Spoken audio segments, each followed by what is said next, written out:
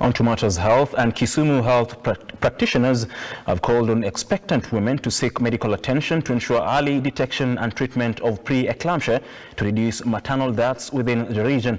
This comes after the rise in the number of cases that have been reported, with about 25% of expectant women who visit antenatal clinics in the area. The disease, which is common in teenage mothers and women aged 30 and above, according to the health records, has been reported to be among the leading causes of maternal deaths in the country.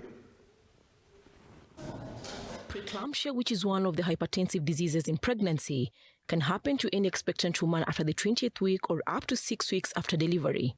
The disease, which is prevalent in teenage mothers and women aged 30 years and above, according to health records, has become a nuisance for health practitioners who are still trying to work around the clock on how best to prevent the disease.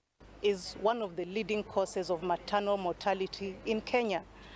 The situation in the country is that while we have targets that we have set as a country, we are still way below par in terms of achieving these targets of reducing preventable maternal mortality, which is really mothers dying while they are giving birth. While marking World Preeclampsia Day in Kisumu County, the Kisumu Reproductive Health Coordinator Jane Owar noted that about a quarter of maternal deaths in the area is as a result of preeclampsia.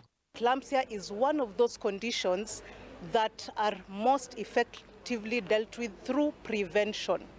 So while there is treatment to reduce the incidences, I think prevention is the most important way to combat preeclampsia by encouraging women to go for antenatal visits. About 25% of the women who present to our health facilities will have a pressure that is higher than normal.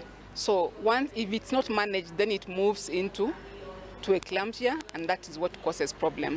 The lack of capacity for proper diagnosis, especially at level 3 facilities, worsens the situation across the country. Most of the level 3 facilities lack magnesium sulfate, which is used to prevent seizures in women with preeclampsia. Please visit the health facility before pregnancy.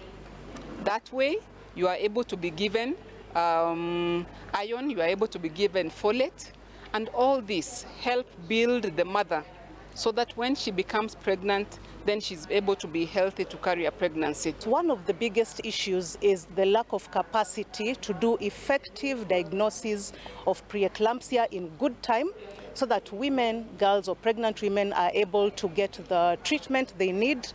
The other issue, of course, is the expertise in the lower level facilities. So if women are going to the dispensary and the health center, which is where the majority of them live, it means they might not be able to get the diagnosis they need in good time. So they have to be referred to another facility, which might actually be too late.